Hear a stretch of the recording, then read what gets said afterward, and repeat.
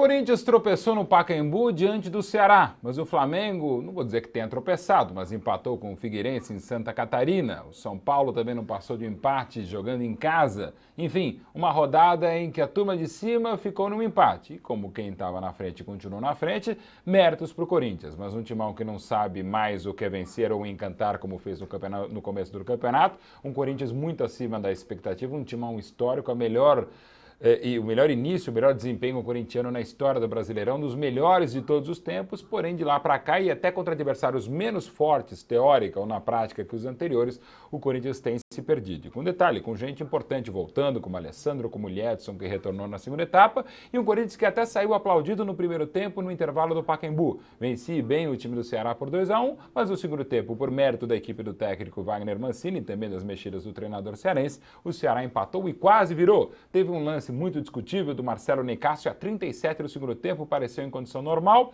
e logo depois tomou o gol do Rudinei. Mas enfim, é um Corinthians que segue bem porque os outros empataram, mas alguma coisa precisa ser feita no timão. Vamos ver como é que taticamente o Tite montou o Corinthians para jogar muito bem no primeiro tempo, não tão bem assim na segunda etapa. Na meta, o retorno importante do goleiro Júlio César. A zaga praticamente titular, com Alessandro, Chicão, Castan que mantém um bom momento e sem o Fábio Santos por 2 meses, o Tite veio com o Ramon, que apoia bem, mas marca mal. E saiu de novo contundido no primeiro tempo, não sei se vai voltar tão cedo. Entrou o Welder de novo pela lateral esquerda e não comprometeu. No meio, voltando da seleção Ralf, Paulinho muito bem, o melhor em campo no 2-2, porque ele marca como segundo volante, mas a todo momento aparece na frente para tentar jogadas de aproximação. E foi assim que ele fez o primeiro gol, num chute que bateu no Diego, reboteou na cabeça dele e entrou. Paulinho que foi fundamental também pela má marcação cearense na primeira etapa. Os 3 volantes do Mancini, Michel por dentro, Heleno à direita e Rudinei à esquerda, assistiram ao Paulinho ser praticamente um quarto armador, se juntando à linha de 3, com Danilo aberto à direita, Alex por dentro e Jorge Henrique à esquerda. Há cerca de um mês, o Tite disse que o Danilo ia jogar sempre aqui por dentro. Era o melhor momento dele no Parque São Jorge. E o Alex, quando entrasse, jogaria aqui, no lugar do William, na época que o Liedson ainda jogava. Só que nos últimos jogos, o Alex tem jogado e cada vez melhor por dentro, e o Danilo tem jogado cada vez pior pela direita, até porque está sacrificado taticamente. Mas são questões do Tite, do Alex e do Danilo, mas uma questão boa do primeiro tempo alvinegro, paulistano, é que o Danilo vinha por dentro, o Alex saía pela direita, Jorge Henrique sempre muito importante taticamente e se recuperando tecnicamente, vinha da esquerda, vinha por dentro, corria, não deixava o boiadeiro apoiar, enfim, essa movimentação dos 3 meses foi fundamental. E o William no lugar do Emerson Sheik, mais ambientado essa função de atacante, se não foi brilhante tecnicamente, pelo menos ajudou.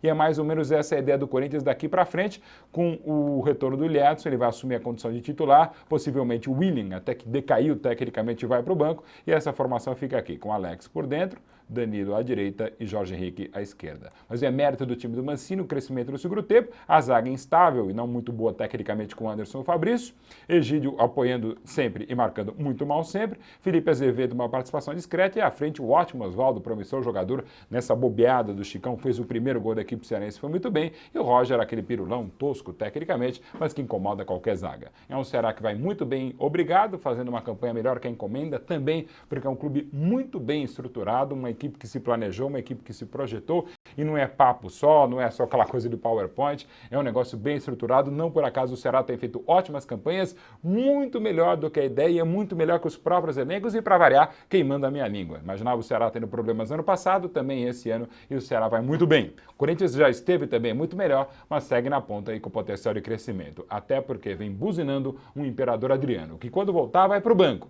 mas se derem bobeada, e se ele não bobear, principalmente fora de campo, ainda é o maior centroavante que temos no Brasil, ainda é um jogador que pode fazer diferença para o Corinthians, como fez para o Flamengo na campanha do Hexa em 2009.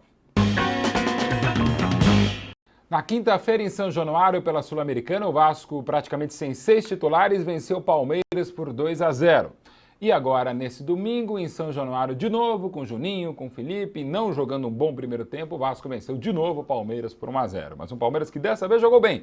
O time do Filipão fez um primeiro tempo muito bom, teve pelo menos 6 oportunidades na primeira etapa, pelo menos 3 absurdas, desperdiçadas por Valdívia, por Kleber, por Dinei, e o Vasco chegou na bola parada com o Bernardo, que mudou a história do jogo de novo. Filho de um ex-palmeirense, um ex-jogador do Sport, o atacante Hélio, que tecnicamente era tosco, o Bernardo é outra história. Bateu uma falta como o Juninho Pernambucano, essa aí, na rede lateral direita do Deola, que nada poderia fazer, e o Vasco consegue outro grande resultado e manter uma campanha excelente. Para um time já campeão da Copa do Brasil, o Vasco vai muito bem na Sul-Americana, vai melhor ainda no Brasileirão e também porque tem um elenco muito bom. Não só o time do Vasco é bom, o elenco também tem peças de reposição e o resultado está aí, mais uma ótima vitória vascaína, ainda que não tenha jogado um grande jogo o time do Ricardo Gomes, que também teve mérito na mudança da equipe com a entrada do Bernardo, que fez o Vasco vencer no segundo tempo. Vamos ver como é que no primeiro tempo se portaram vascaínos e palmeirenses. O time da casa com uma zaga com Renato Silva, que saudade do Dedé, Anderson Martins muito bem, Julinho sempre apoiando, mas ainda não marcando bem, e Fagner pela direita, marcando, se virando um pouquinho mais, até porque o Luan tecnicamente não foi bem de novo.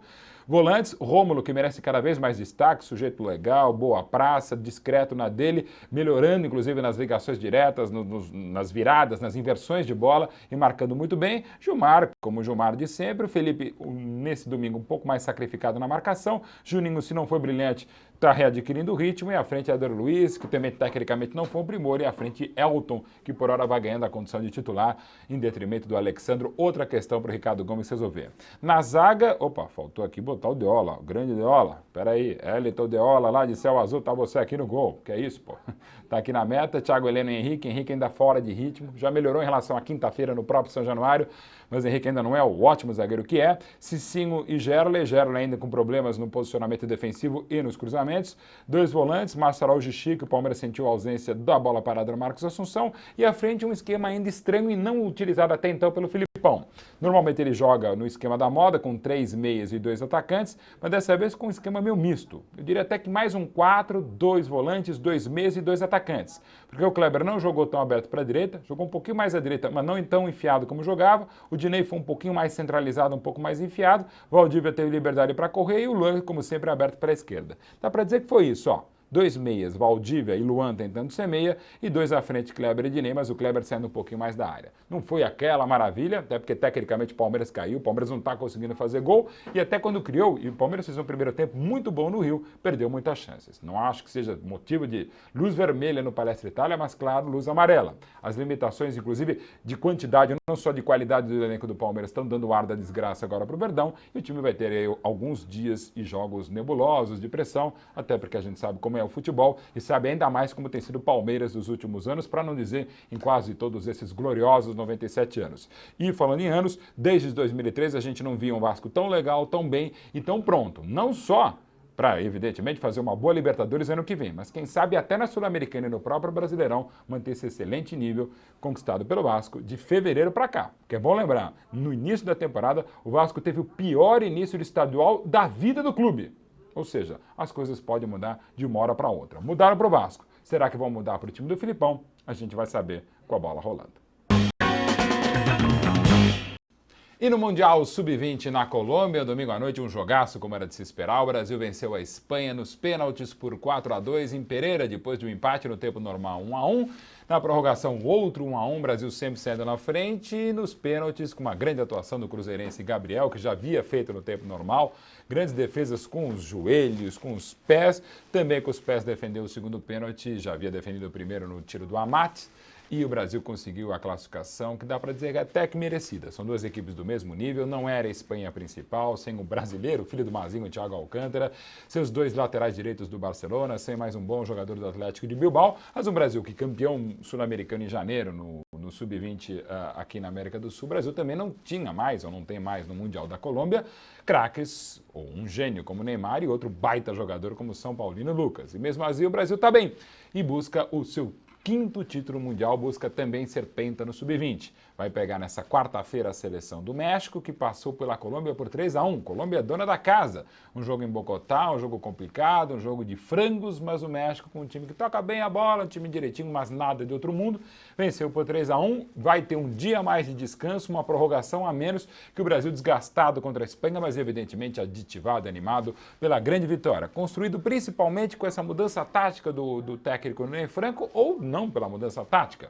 Afinal, a gente está vendo aqui com a Gerardo Tactical Pad como ele armou o Brasil praticamente da metade para o final do jogo. Com 3 zagueiros, Bruno, Vini e Juan, o Casemiro de São Paulo preso aqui como uma espécie de líbero muito atrás. Se era para prender alguém, eu colocaria o gremista Fernando aqui e liberaria o Casemiro, que chuta muito bem, tem ótima dinâmica e cabeceia muito bem à frente. Mas enfim, a opção do Ney foi pelo Casemiro por aqui, o Fernando pelo lado esquerdo, mas mais próximo aos zagueiros, para marcar também o atacante Vázquez, que entrou no lugar de outro brasileiro, o Rodrigo, filho do lateral esquerdo Adalberto, campeão do mundo pelo Brasil em 83, com o melhor sub-20 que eu vi da seleção brasileira, campeão no México contra a Argentina, 1-0, gol do vascaíno Giovani. Aquele time do Brasil tinha Adalberto, que era titular no Sul-Americano sub-20, mas no Mundial de 83 o Adalberto perdeu a condição para o Jorginho, hoje técnico do Figueirense, lateral direito, tetracampeão mundial pelo Brasil em 94. Mas voltando aqui ao Brasil, que venceu a Espanha nos pênaltis, 3 zagueiros, o Casemiro zagueiro, aí é um esquema estranho, o Oscar aberto como um ala pela direita, o palmeirense Gabriel Silva do outro lado, Danilo deixou a lateral para ser um volante pela direita, como jogou algumas vezes pelo Santos, o cruzeirense Dudu, que entrou muito bem no lugar do ex-vascaíno Felipe Coutinho, e à frente Negueba, que deu um show pela ponta direita, e o São Paulo Henrique, que deu uma belíssima enfiada para o segundo gol do Brasil, o gol do Dudu.